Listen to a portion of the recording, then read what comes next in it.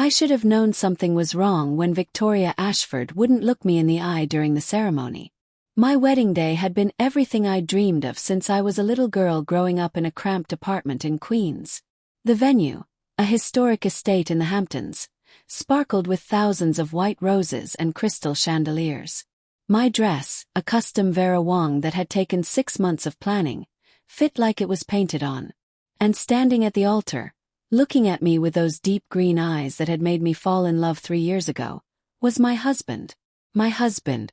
Even now, hours after saying I do, the word felt surreal on my tongue. Daniel Ashford had chosen me. Out of all the Manhattan socialites, the Yale alumni daughters, the women who'd grown up summering in Martha's Vineyard and wintering in Aspen, he'd chosen me. Mia Torres, daughter of a hospital janitor and a supermarket cashier, first in my family to go to college, working 3 jobs to put myself through NYU. The reception was in full swing. I watched Daniel laugh with his college friends near the bar. His tuxedo jacket abandoned somewhere, sleeves rolled up in that casual wealthy way that had taken me months to stop finding intimidating. The band played something jazzy and sophisticated. Waiters glided between tables with champagne and hors d'oeuvres that probably cost more than my mother's monthly rent. My best friend Jennifer squeezed my hand. "You okay? You look like you're about to cry." "Happy tears," I lied, blinking rapidly. The truth was more complicated. I was happy, deliriously so. But underneath the joy sat a knot of anxiety I couldn't quite shake. Daniel's parents had been civil, polite, but there'd been no warmth in Victoria's embrace when we'd met for the rehearsal dinner, no genuine smile from his father, Richard, when he'd welcomed me to the family. "They'll come around," Daniel had assured me countless times. "They just need to get to know you." 3 years. 3 years of Sunday dinners where Victoria asked pointed questions about my little job at the nonprofit. 3 years of Richard's subtle comments about breeding and legacy. 3 years of feeling like I was auditioning for a role I'd never quite land. But today was supposed to change everything. Today I became Mrs. Daniel Ashford. Today I became part of their world whether they liked it or not. "The bride looks radiant," a voice cut through my thoughts. I turned to see Aunt Patricia, Daniel's father's sister, approaching with a champagne flute in each hand. She'd been one of the few Ashfords who'd been genuinely kind to me. "Simply radiant. That dress is divine." "Thank you," I said, accepting a glass. "I still can't believe this is all real." "Well, believe it, darling. You're part of the family now." She leaned in conspiratorially. "And between you and me, this family could use some fresh blood. We've been too insular for too long." Before I could respond, the band struck up a new song, and the bandleader's voice boomed across the room. "Ladies and gentlemen, it's time for the traditional toasts. Please welcome the father of the groom, Richard Ashford." My stomach clenched. Daniel had told me his father planned to speak, but we hadn't discussed what he might say. I watched Richard stand from the head table, tall and distinguished in his custom Tom Ford tuxedo, silver hair perfectly coiffed. He'd built a real estate empire from the ground up, turning a modest inheritance into a billion-dollar portfolio. He commanded respect wherever he went. He commanded fear too. "Thank you all for being here to celebrate this momentous occasion," Richard began, his voice carrying easily across the room without a microphone. The crowd quieted immediately. "Marriage is an institution, a sacred bond, a merging not just of 2 people, but of 2 families, 2 legacies." I felt Daniel materialize beside me, his hand finding mine. His palm was sweaty. When Daniel told us he intended to marry, Victoria and I were naturally curious about the woman who'd captured our son's heart. Richard's eyes swept the room, landing on me for just a second too long. "We've had time to observe, to evaluate, to understand the nature of this union." Something in his tone made my skin prickle. Jennifer shifted uncomfortably beside me. "And so, in the spirit of family and new beginnings, Victoria and I have prepared a gift for our son." He pulled an envelope from his jacket pocket. The room seemed to hold its breath. Daniel, son, would you join me? Daniel's hand tightened around mine before he let go. I watched him walk to his father, his stride confident, but I noticed the tension in his shoulders. Richard placed a hand on his shoulder and handed him the envelope. Open it, Richard said. The room was silent except for the rustle of paper. I saw Daniel's face change. Confusion, then shock, then something I couldn't quite read. His hands were shaking. This check, Richard announced, his voice ringing with authority, is for $5 million. Gasps rippled through the crowd. My mouth went dry. This is to help you start a new life, son. Richard's smile didn't reach his eyes. He paused, letting the moment stretch into something unbearable. A new life. Without her. The words hit me like a physical blow. For a moment I thought I'd misheard. The room spun. Conversations erupted around me. Shocked whispers, gasps, someone's uncomfortable laugh quickly stifled. Victoria stood from her seat, her champagne-colored gown shimmering under the lights, her expression serene and satisfied. We're prepared to increase it to $10 million, Daniel. $10 million. All you have to do is annul this marriage in the next 72 hours. My legs felt like water. This couldn't be happening. Not here. Not now. Not at my wedding. You can have the life you deserve, son, Richard continued, as if he were discussing a business merger and not destroying my life in front of 200 people. The right kind of wife. Children who will carry on the Ashford name with pride. We're giving you a way out of this. Mistake. Mistake. The word escaped my lips before I could stop it. My voice sounded strange, distant. I stepped forward, my wedding dress suddenly feeling like a costume, ridiculous and too tight. You're calling our marriage a mistake. At our wedding.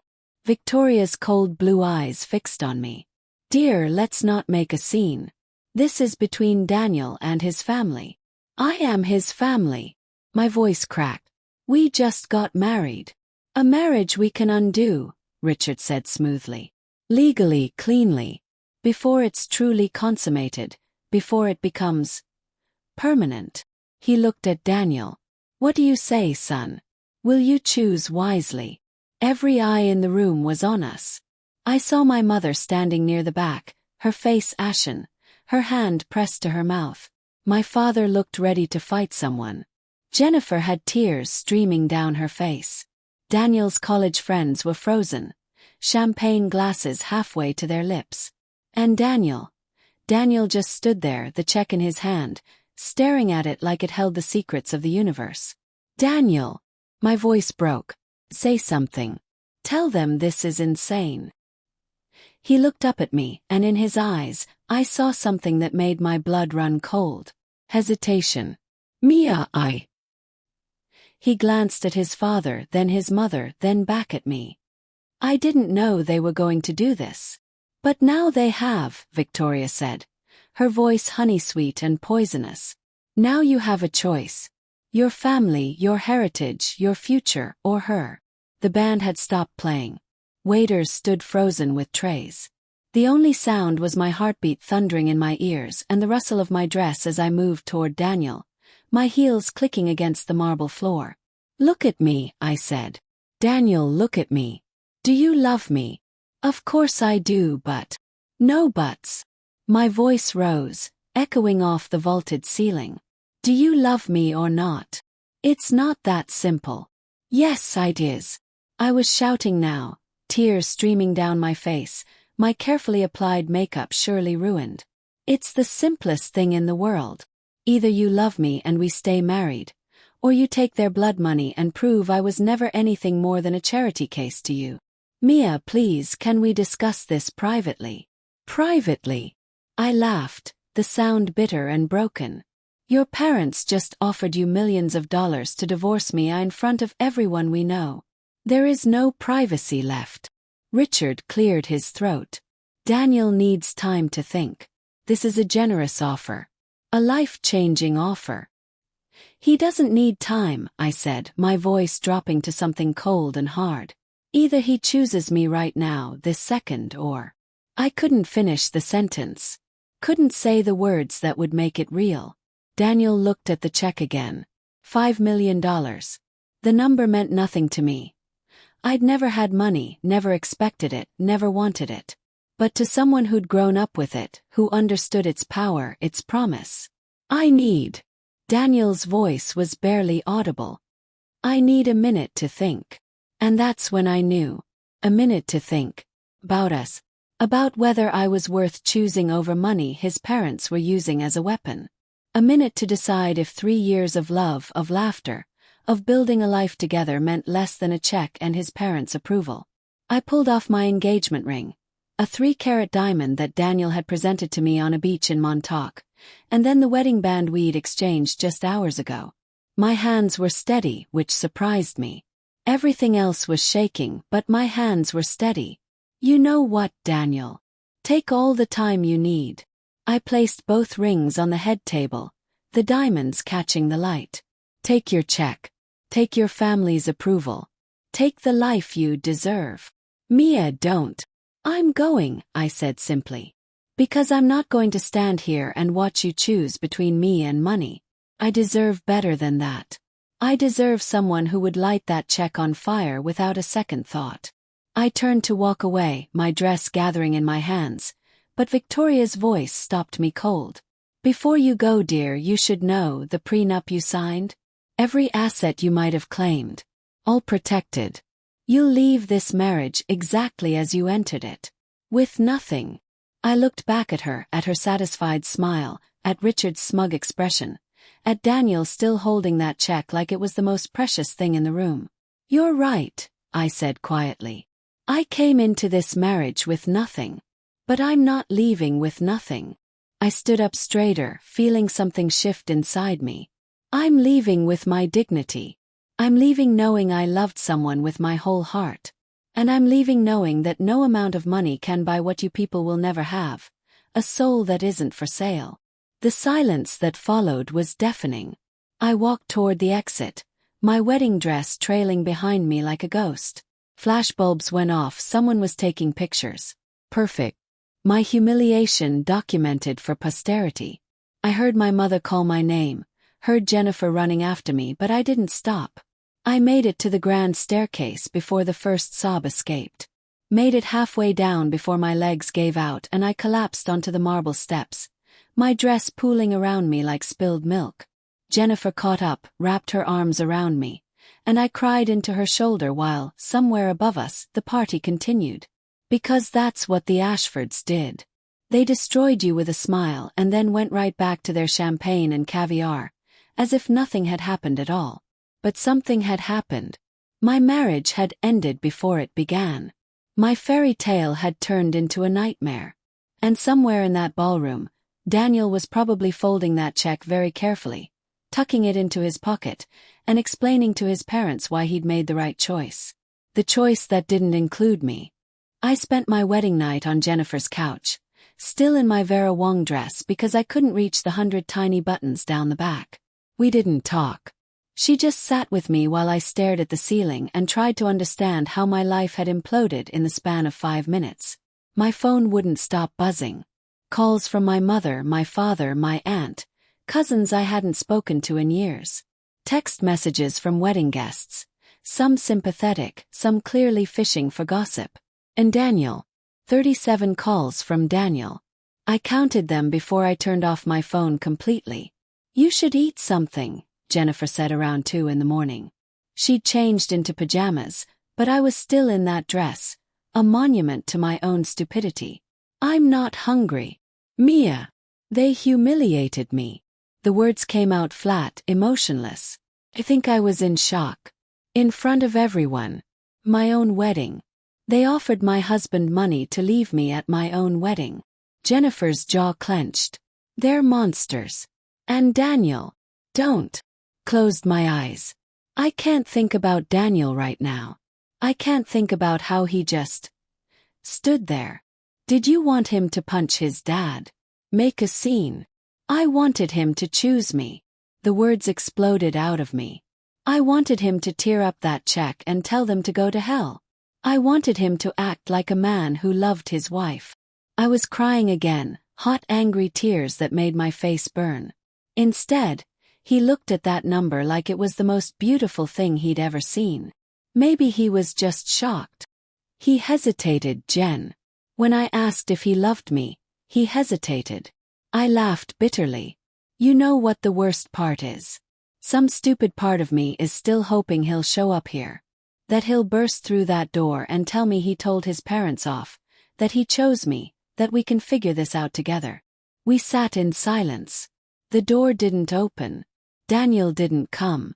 At dawn, I finally let Jennifer help me out of the dress. We had to cut some of the buttons. I didn't care. I never wanted to see that dress again. I borrowed her clothes, sweatpants and an oversized NYU hoodie, the same one I'd worn constantly during our senior year. Felt like a lifetime ago. Back when I was just Mia Torres, scholarship kid with big dreams, before I became Mia Torres, the woman who wasn't good enough for the Ashfords. What are you going to do? Jennifer asked. I didn't have an answer. My phone powered back on around noon. The messages had multiplied. But there was one that caught my attention. Not from Daniel, but from Aunt Patricia. Mia, I'm horrified by what happened. Please call me when you can. Patricia. I stared at it for a long moment before dialing. She answered on the first ring. Mia. Oh, thank God. Are you all right? I couldn't finish the sentence. Was I all right? Well, would I ever be all right again? I'm at a friend's place. Good. Don't go back to the apartment yet. There was a pause. Daniel's there. My stomach dropped. The apartment. The penthouse on the Upper East Side that Daniel's parents had bought as a wedding gift.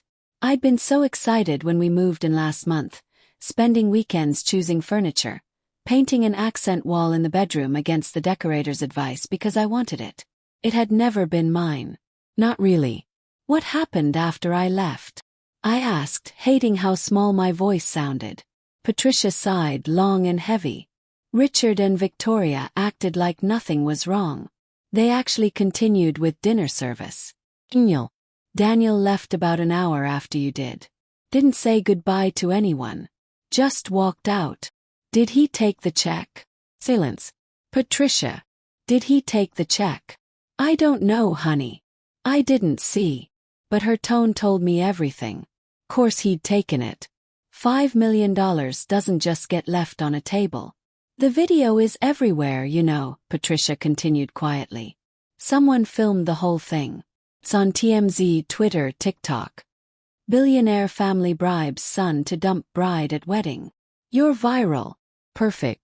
Not only was I humiliated, but my humiliation was now entertainment for millions of strangers. There's something else you should know, Patricia said. Richard is already talking to lawyers. He wants to expedite the annulment process. He's claiming. Well, it doesn't matter what he's claiming. But Mia, the prenup. I know. Victoria made sure I knew.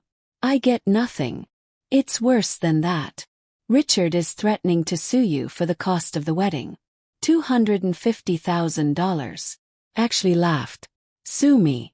For my own wedding. The wedding his wife planned. That he insisted be at his club. He's claiming you entered the marriage under false pretenses. That you're a... The word he used was gold digger. The laughter died. A gold digger. Me. The woman who worked 3 jobs through college. Who never asked Daniel for anything. Who insisted on splitting dinner bills until he practically forced his credit card into waiters' hands. The rage was building now, hot and bright behind my eyes. I'm a gold digger, but he's the one who offered millions of dollars to end a marriage that was hours old. How does that math work? It doesn't. But Richard Ashford doesn't play fair, Mia. He plays to win. And right now, he's trying to destroy you so thoroughly that you'll slink away quietly and never bother his family again. Well, that's not going to happen. The words surprised me as much as they seemed to surprise Patricia. But as soon as I said them, I knew they were true. I was done crying. Done feeling sorry for myself. The Ashfords had humiliated me, but they'd also shown me exactly who they were. And I'd be damned if I let them win. What are you going to do? Patricia asked. I don't know yet. But I'm not going to disappear. And I'm not going to make this easy for them. After I hung up, I finally listened to Daniel's voicemails. Most were variations of, Mia, please call me back, we need to talk, this is insane, I love you please. But it was the last one, left at 4:47 a.m., that made me throw my phone across the room. Mia, Look, maybe we should take some time. Let things cool down. My parents made some good points about our different backgrounds. And the money could really help us. Help me? I don't know. Just call me. Please. Help him. Jennifer had picked up my phone, checking if it was broken. Help him. He has a trust fund that could feed a small country. He's considering it, I said numbly. He's actually considering taking their bribe.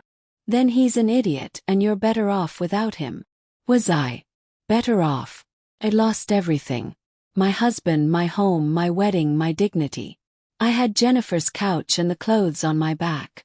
I had a job at a non-profit that paid $45,000 a year. Good money for some people, poverty wages in Manhattan. I had student loans and a mother in Queens who couldn't help even if she wanted to.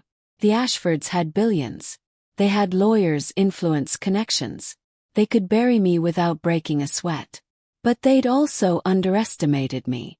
They'd assumed I'd take the humiliation and vanish. That I'd be so grateful for the 3 years I'd spent in their world that I'd slink back to mine without a fight. They didn't know me at all. My phone rang again. Unknown number. I almost didn't answer, but something made me pick up. Mrs. Ashford. A woman's voice, professional, slightly urgent. Not anymore, I said bitterly. My name is Natalie Kim. I'm a producer for the morning show Wake Up America. I saw the video from your wedding, and I'd like to offer you an opportunity to tell your side of the story. I'm not interested in. We'll pay you $50,000 for an exclusive interview. Froze. $50,000. More money than I made in a year. Money that could help me get my own place, hire a lawyer, fight back. Mrs. Ashford. Are you there? I thought about Daniel's voicemail. About Richard's smug face. About Victoria's cold smile. About the prenup that left me with nothing. About the fact that they'd turned my wedding into a spectacle. And now that spectacle was my only leverage. I'm here, I said slowly. Tell me more about this interview. The green room at Wake Up America was smaller than I expected. I sat in a chair while a makeup artist tried to hide the evidence of 2 days spent crying. My eyes were swollen, my skin splotchy. She worked miracles, but I could still see the damage underneath. You don't have to do this, Jennifer said for the 100th time. She'd insisted on coming with me, had taken a personal day from her job at the law firm. You can still walk away. And go where? I studied my reflection in the mirror. The woman looking back was a stranger, perfectly made up, wearing a borrowed blazer from Jennifer's closet, about to go on national television to discuss the worst moment of her life. I have nothing left to lose, Jen. They already took everything. My phone buzzed. Another message from Daniel. Mia, please don't do this. We can work this out privately. This will only make things worse. I almost laughed. Worse than being offered millions to annul our marriage in front of 200 people. Worse than finding out my husband needed time to think about whether I was worth more than his parents' money. There was a knock on the door. Natalie Kim entered, clipboard in hand. Her power suit immaculate. We're ready for you. Remember, we'll start with your background, then move to the wedding and finish with what's next for you. Are you comfortable with that? As comfortable as I'll ever be. The studio was freezing. I was led to a cream-colored couch across from Morgan Pierce, the host, a woman in her 50s with kind eyes and a reputation for getting the truth out of people. The cameras were massive, intimidating. A small crowd of crew members moved around us, adjusting lights, checking angles. Relax, Morgan said, reaching across to squeeze my hand. We're just going to have a conversation. Forget the cameras are here. Impossible. But I nodded anyway. The lights came up. Production assistant counted down. And suddenly we were live. Welcome back to Wake Up America, Morgan said, her voice smooth and practiced. If you've been on social media this week, you've probably seen the video that's been viewed over 50 million times. A bride, publicly humiliated at her own wedding when her new in-laws offered her husband millions to divorce her. That bride is with us today. Mia Torres, thank you for joining us. Thank you for having me. My voice came out stronger than I felt. Let's start at the beginning. Tell us about how you met Daniel Ashford. I took a breath and began. I told the story I'd told 100 times before. Meeting at a charity gala where I'd been volunteering. His persistence in asking me out. Our first date at a tiny Italian restaurant in Brooklyn. I made it sound romantic because it had been once. His family is extremely wealthy, Morgan said carefully. Did that intimidate you? At first, yes. I grew up in Queens. My dad's a hospital janitor, my mom works at a grocery store. Daniel's world was completely foreign to me. But he made me feel like that didn't matter. Like we were what mattered. But his parents felt differently. Pause. This was the moment. I could soften it, make excuses, try to preserve some dignity for the Ashfords. Or I could tell the truth. They made it clear from day one that I wasn't good enough, I said quietly. I wasn't from the right family. Didn't go to the right schools. Didn't have the right connections. Daniel's mother once told me that some people are meant to serve, and some are meant to be served. She asked which one I thought I was. Morgan's eyes widened. She said that to you. At a family dinner. In front of Daniel. I swallowed hard. He laughed it off. Said she was kidding. But she wasn't. Yet you stayed with him. You agreed to marry him. I loved him. I thought love was enough. I thought once we were married, once I was officially part of the family, things would change. I looked directly at the camera. I was wrong. Morgan leaned forward. Let's talk about the wedding. What happened? I told it all. The speech, the check, the offer. Richard's cold smile. Victoria's satisfied expression. Daniel's hesitation. The way I'd stood there in my wedding dress, realizing the man I'd just married was actually considering leaving me for money. How did that make you feel? Morgan asked. The question was so absurd I almost laughed. How do you think it made me feel? I was destroyed. Humiliated. Betrayed. Not just by his parents but by Daniel. Because if he truly loved me, there wouldn't have been any hesitation. He would have told them to leave. He would have protected me. Have you spoken to him since that night? He's called. Left messages. But what is there to say? He made his choice when he didn't immediately tear up that check and defend me. Do you think he took the money? I met Morgan's eyes. I don't know. But the fact that I have to wonder tells me everything I need to know about our marriage. Richard and Victoria Ashford have released a statement through their lawyers. They claim you entered the marriage with the intent to divorce Daniel and take half his assets. That you're, quote, a calculated social climber who saw an opportunity and took it. How do you respond to that? The rage I'd been suppressing for days boiled up. That's a lie. I signed a prenup that gave me nothing. I have texts, emails, documentation showing that I was the one who insisted on the prenup. I didn't want Daniel's money. I wanted Daniel. But the truth doesn't matter to people like the Ashfords. All that matters is their image, their control, their version of reality. They're also threatening to sue you for the cost of the wedding, $250,000. Let them sue. Let them put me on the stand and explain to a judge why they think I should pay for a wedding that ended with them bribing my husband to divorce me. Let them explain why I'm a gold digger for not wanting their money. Morgan was quiet for a moment. What happens now, Mia? Where do you go from here? I don't know, I admitted. I'm staying with a friend. Have my job. I'm figuring it out. But I know one thing. I'm not going to disappear.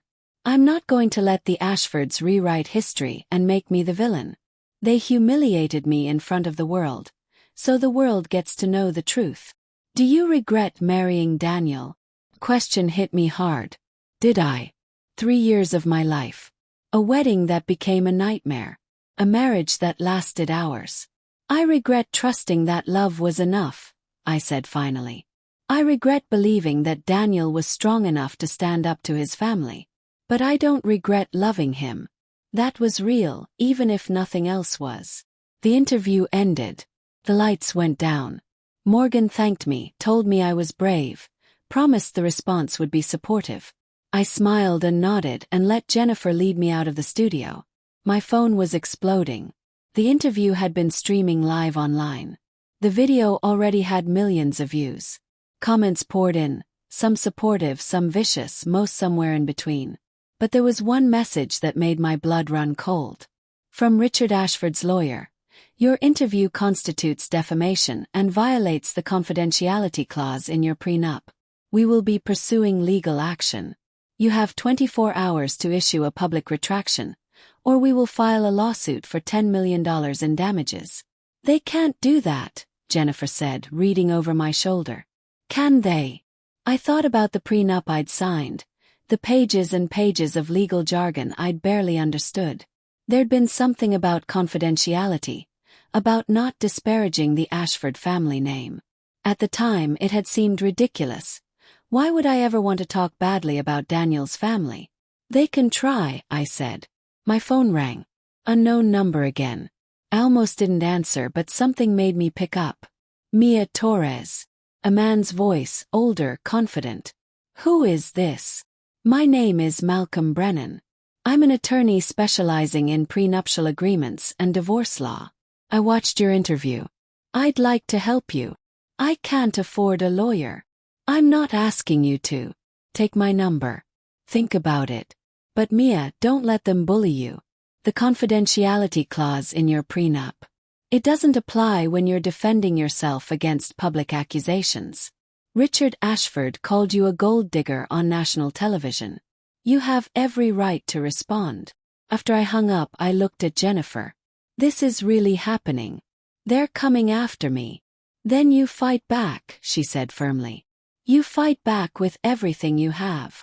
I thought about Daniel, about the life we'd planned. The apartment we'd never live in together. The future we'd never have. The children whose names we'd already picked out in whispered conversations late at night. All of it gone. But I wasn't gone. I was still here, still standing, still fighting. And the Ashfords were about to learn that some people don't stay down just because you push them. The lawsuit arrived by courier 3 days after the interview. $10 million in damages for defamation, breach of confidentiality, and emotional distress. The emotional distress claim almost made me laugh. They were claiming I'd caused them emotional distress. I called Malcolm Brennan. I'll represent you pro bono, he said immediately. But I need you to understand what you're up against. The Ashfords have unlimited resources. This could drag on for years. They'll try to bury you in legal fees, depositions, discovery. They'll make your life hell. They already have, I said. Then let's make theirs hell too. I met him at his office in Midtown. A modest space, nothing like the marble and mahogany firms the Ashfords probably used. Malcolm was in his 60s, with gray hair and sharp eyes that missed nothing. Tell me everything, he said. And I mean everything. Every conversation with Daniel, every interaction with his parents, every text message, every email. Everything. So I did. 3 years of memories, complaints, small cruelties that had seemed insignificant at the time but now formed a pattern. The way Victoria had accidentally spilled wine on my dress at a family dinner. Richard's comments about how I should know my place. The time they'd invited us to their country house and given me a room in the servants' quarters while Daniel stayed in the main house. So you'd feel more comfortable, Victoria had said with a smile. Did Daniel ever defend you? Malcolm asked. Sometimes. But he'd always frame it as me being too sensitive, or his parents meaning well but being old-fashioned. He'd say I needed to try harder to fit in. Malcolm made notes. What about documentation? Do you have any of this in writing? Some text. A few emails. I pulled out my phone, started scrolling. Here. This is from Victoria 2 months before the wedding. She's asking me to sign another document, something about waiving all future claims to any Ashford family trusts or inheritance. Malcolm's eyebrows rose. Did you sign it? No. Daniel told me not to. Said it was unnecessary since the prenup covered everything. Kept scrolling. And this is from Richard's assistant, confirming that I understood the prenup meant I had no rights to any property, assets, or accounts, even those acquired during the marriage. That's not how prenups work in New York, Malcolm said. Assets acquired during the marriage are typically marital property, regardless of prenup. I didn't know that. I don't have a law degree. I just signed what they put in front of me because Daniel said it was standard. It wasn't standard. It was aggressive. And possibly unenforceable. Malcolm leaned back in his chair. Mia, I think your prenup might be invalid. My heart stopped. What? You signed it 3 days before the wedding, correct? Yes. They said the lawyers were backed up, that it was just a formality.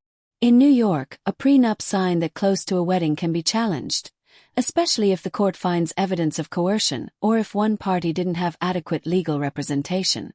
Did you have your own lawyer review it? Felt sick. No. Daniel said his family's lawyer could represent both of us, that it would be easier. That's a conflict of interest. A huge one. Malcolm was typing rapidly now. And the timing, right before the wedding when you'd already sent invitations, booked vendors, your family had traveled in. You were under enormous pressure to sign. That's textbook coercion. So what does this mean?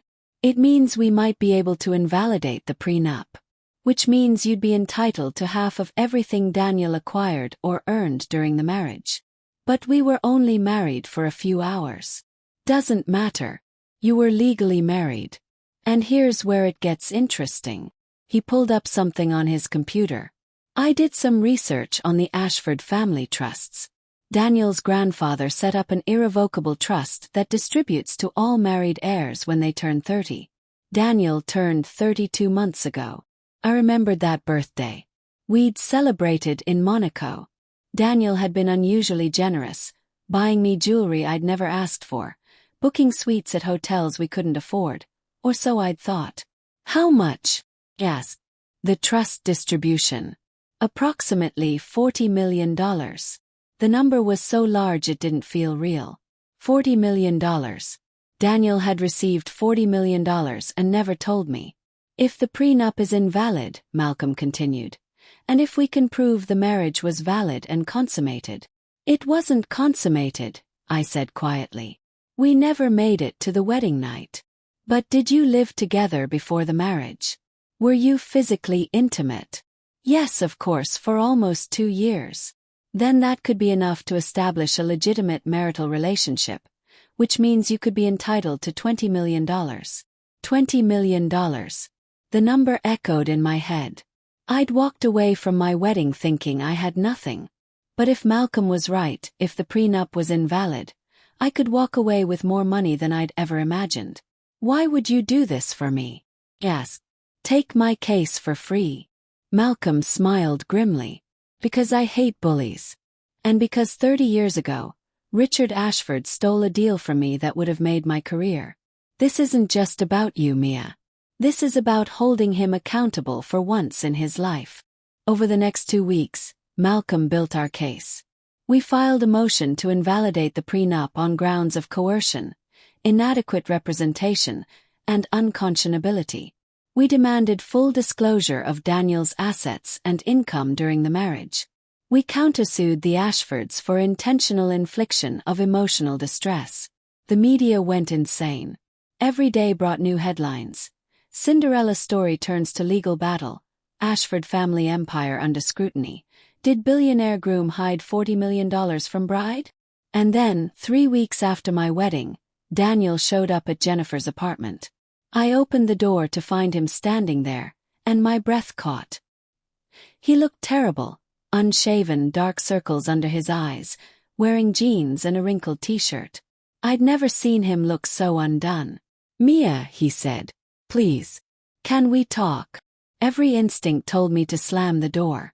But some part of me, the part that had loved him, that had chosen him, that had believed in us, needed to hear what he had to say. You have 5 minutes, I said, not letting him inside. He ran a hand through his hair. I'm sorry. God, Mia, I'm so sorry. What my parents did, what I let them do, it was unforgivable. Yes, it was. I was in shock. I didn't know they were planning that. I didn't know about the check until my father handed it to me. But you took it, I said flatly. You stood there with $5 million in your hand and you hesitated when I asked if you loved me. I was confused. I was trying to process. You were trying to decide if I was worth more than their money. My voice rose despite my best efforts. That's what you were doing, Daniel. You were calculating. And that's what kills me. Because I would have chosen you over anything. If someone had offered me the world to leave you, I would have laughed in their face. I know. I know that now. Now. It took you 3 weeks to figure that out. I've been trying to fix this. I told my parents I wouldn't take their money. I told them I wanted to make our marriage work. And what did they say? His silence was answer enough. Let me guess, I said bitterly. They told you I was suing to invalidate the prenup. That I was after your trust fund money. That I was exactly the gold digger they always said I was. Mia, did you know about the $40 million, Daniel? The trust distribution. He flinched. Yes. When were you planning to tell me?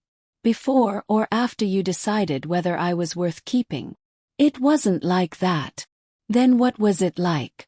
Explain it to me, because I'm trying to understand how the man I loved, the man I married, could stand there and let his parents humiliate me without saying a word. I was going to defend you. But then you took off your rings and left, and everything happened so fast. I left because you needed time to think about whether our marriage was worth more than money. What was there to think about, Daniel? Either you loved me or you didn't. I love you. He stepped forward, reached for my hands. Pulled away. I love you, Mia. I've always loved you. I was an idiot. I let my parents get in my head. I let them make me doubt us. But I don't doubt anymore. I want you back. I want to fix this. You can't fix this. We can try. We can go to counseling. We can move away from New York, away from my family. Your family offered you millions to leave me. And you didn't say no. You didn't tear up the check. You didn't tell them to go to hell. You stood there and considered it. Tears were streaming down my face now.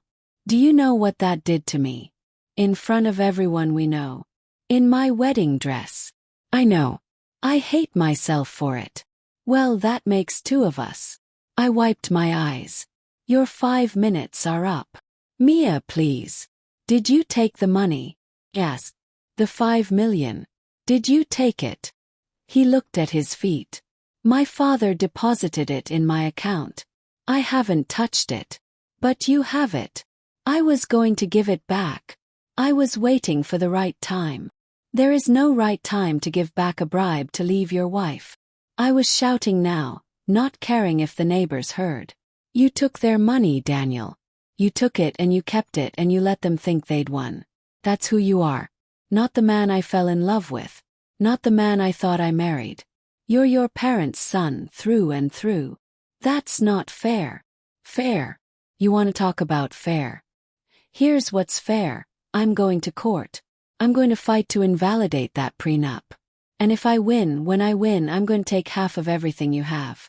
Not because I want your money, but because I want you to understand what it feels like to lose something precious because of someone else's greed. The lawsuit isn't about the money. No, Daniel. It's about principle. It's about showing your parents that they can't treat people like garbage and get away with it. It's about making sure you understand that actions have consequences. He stared at me, and for a moment I saw something like understanding in his eyes. You've changed. No, I said quietly. I just stopped pretending to be someone I'm not. I spent 3 years trying to fit into your world, trying to be good enough for your family. But I was always good enough. They were the ones who weren't good enough for me. I love you, he said again, his voice breaking. Please don't do this. Please give me another chance. Thought about saying yes. about forgiving him, about trying to rebuild what we'd had. But then I remembered the look on his face when he'd held that check. The hesitation. The calculation. I loved you too, I said. Past tense. The man I loved wouldn't have let any of this happen. That man doesn't exist. Maybe he never did. Close the door. He stayed outside for 10 minutes, knocking, pleading. I sat on the other side with my back against the door and cried. Not for what I'd lost, but for what I'd never really had in the first place. The court date arrived on a gray morning in November. I wore a simple black dress. No designer labels, no borrowed glamour, just me. Malcolm met me on the courthouse steps. Ready? He asked. As ready as I'll ever be. The courtroom was packed. Media, lawyers, curious onlookers who'd followed the story online. And there, on the other side of the aisle, sat Daniel between his parents. Richard in a $10,000 suit, Victoria with her perfect hair and cold eyes. Daniel looking miserable and small between them. Eyes met. He mouthed something, I'm sorry maybe, or I love you. I looked away. The judge was a woman in her 60s. Judge Patricia Hensley, known for her no-nonsense approach and her distaste for wealthy people who abused the legal system. We're here today regarding a motion to invalidate a prenuptial agreement, she began. I've reviewed the briefs from both sides. Mr. Brennan, you may present your argument. Malcolm stood. He was magnificent. Calm, precise, devastating. He walked the court through the timeline. The prenup presented 3 days before the wedding. The lack of independent legal counsel for me. The pressure to sign or risk canceling a wedding that involved 200 guests. The fact that I hadn't been informed about Daniel's $40 million trust distribution. This prenup, Malcolm said, is a textbook example of coercion and unconscionability. Miss Torres was a young woman in love, without legal sophistication, pressured to sign a document she didn't understand by a family with infinite resources and a clear agenda to protect their wealth at any cost. The Ashford's lawyer, a shark in an expensive suit named Bradford Pierce, stood to respond. He argued that I was sophisticated enough to understand what I was signing, that I'd had access to legal counsel but chose not to use it, that the prenup was standard and fair. If I may, Your Honor, Judge Hensley interrupted. Standard and fair for whom? By my reading, this prenup would have left Miss Torres with absolutely nothing, even after a 30-year marriage and 3 children. How is that fair? Bradford stammered through a response about protecting family assets and the importance of generational wealth. Judge Hensley looked unimpressed. Then Malcolm called his witnesses. First, the wedding planner, who testified about the timeline and pressure around the prenup signing. Then Jennifer, who described my state of mind in the days before the wedding. Excited, overwhelmed, trusting. Then, surprisingly, Aunt Patricia. I watched my nephew's family bully and belittle this young woman for 3 years, Patricia said from the witness stand. They never intended to accept her. The prenup was just another way to make sure she knew her place, which in their view was beneath them. Richard's face turned purple. Victoria's jaw clenched. The Ashford's lawyer called Daniel to the stand. Mr. Ashford, did you love your wife when you married her? Yes, Daniel said quietly. Do you love her now? Yes. When your parents offered you money to annul the marriage, what did you do? Daniel swallowed hard. I was shocked. I didn't know what to do. Did you accept the money? My father deposited it in my account. I didn't ask him to. Have you used any of it? No. Because you intend to return it? Yes. Malcolm stood for cross-examination. Mr. Ashford, when your wife asked if you loved her on your wedding day, mere minutes after your parents' offer, what did you say? Daniel's voice was barely audible. I said I needed time to think. Time to think about whether you loved your wife, or time to think about the money. Objection, Bradford shouted. Sustained, the judge said. But the question hung in the air. Mr. Ashford, when did you receive your $40 million trust distribution? 2 years ago. Did you tell your wife about it? No. Why not? My parents advised me not to. They said it would complicate things. Complicate things how? They thought Mia might. That she married me for. He couldn't finish. That she married you for your money, Malcolm finished. Despite the fact that she didn't know about the trust. Despite the fact that she'd been with you for a year before you received it. Despite the fact that she insisted on signing a prenup that gave her nothing. Daniel said nothing. Mr. Ashford, do you believe your wife married you for money? The courtroom held its breath. No, Daniel finally said. No, I don't. I never did. My parents convinced me. They made me doubt. But no. Mia loved me. She always loved me. Then why did you let them offer you $5 million to leave her? I didn't let them. They just did it. I didn't know. But you kept the money. You stood there with that check while your wife removed her wedding rings and walked out of her own wedding, and you kept the money. That's the truth, isn't it? I was confused. You were calculating. Malcolm's voice was ice. You were standing there doing the math, figuring out if your wife was worth more than $5 million. And when you couldn't decide fast enough, she made the decision for you. That's not how it was. Then how was it, Mr. Ashford? Explain to this court how a man who truly loved his wife could hesitate for even a second when given that choice. Daniel looked at me, his eyes pleading. I'm sorry, he whispered. Mia, I'm so sorry.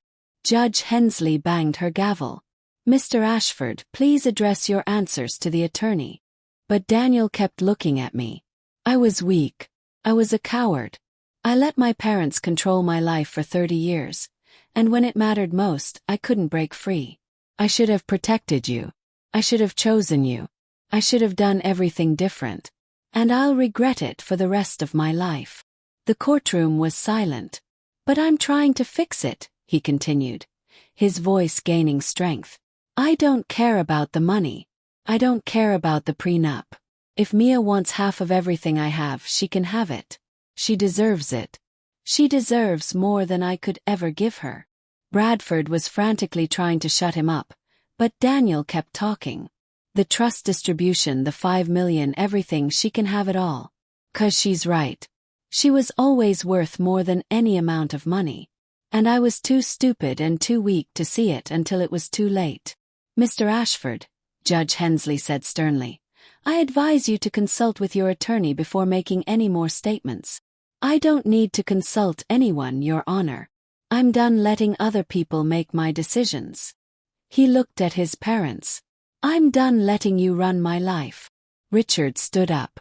Daniel, sit down and be quiet. No. Daniel's voice rang through the courtroom.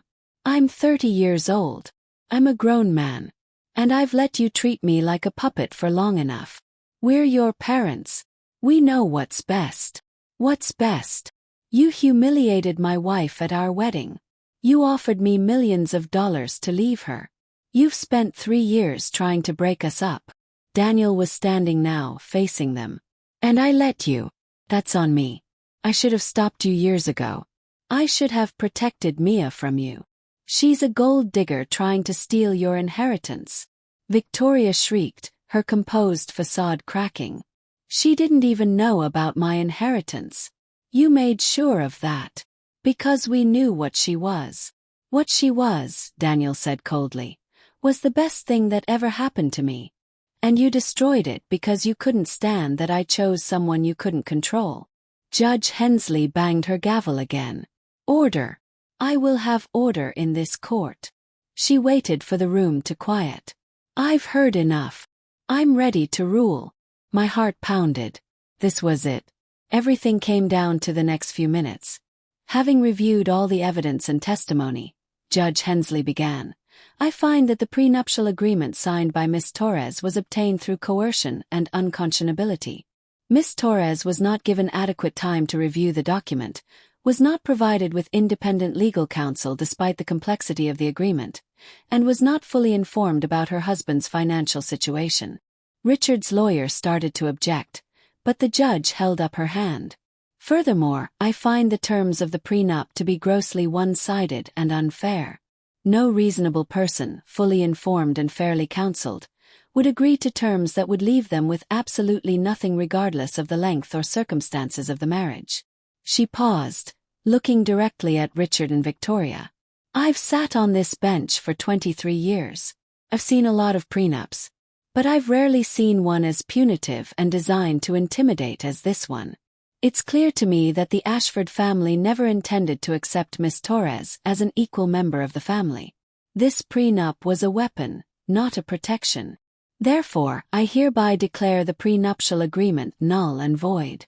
Miss Torres is entitled to an equitable distribution of marital assets as per New York state law. The courtroom erupted. Malcolm grabbed my hand, squeezed it hard. Across the aisle, Richard was yelling at his lawyer. Victoria looked like she'd been slapped. And Daniel was looking at me with something like hope in his eyes. But Judge Hensley wasn't done. Additionally, regarding the Ashford family's counterclaim for the cost of the wedding, that motion is denied with prejudice. In fact, I find the Ashfords' conduct at the wedding reception to be so egregious that I'm awarding Miss Torres compensatory damages in the amount of $250,000 for intentional infliction of emotional distress. More chaos. More shouting. Judge Hensley banged her gavel repeatedly until order was restored. This court is adjourned. The parties will work out the specific terms of asset division through mediation, or will reconvene for a full hearing. But make no mistake, Miss Torres is entitled to her fair share, and I'll personally ensure she gets it. We filed out of the courtroom into a mob of reporters. Malcolm shielded me, guided me to a waiting car. But before we got there, I heard Daniel call my name. Turned. He'd broken away from his parents, was pushing through the crowd toward me. Mia, wait. Please. I stopped, let him catch up.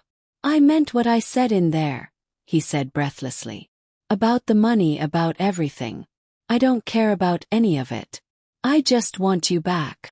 I looked at him, really looked at him. The man I'd loved, the man I'd married, the man who'd broken my heart. He looked sincere, desperate. Sorry. But sorry wasn't enough. Daniel, I said gently, you made your choice on our wedding day.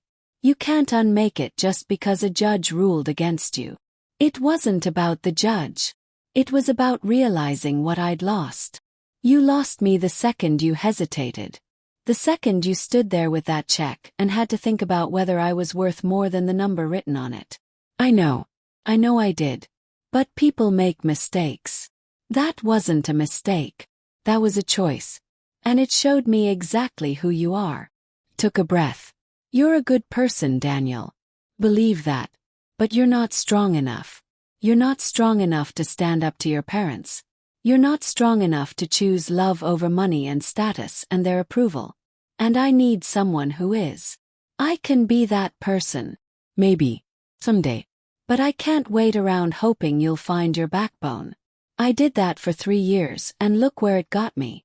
His face crumpled. So that's it. We're done. We were done the moment your father handed you that check and you didn't throw it back in his face. I turned to walk away, but he grabbed my hand. Mia, I love you. I know, I said, pulling free. But love isn't enough. It never was. I got in the car with Malcolm. As we drove away, I looked back once. Daniel was standing on the courthouse steps.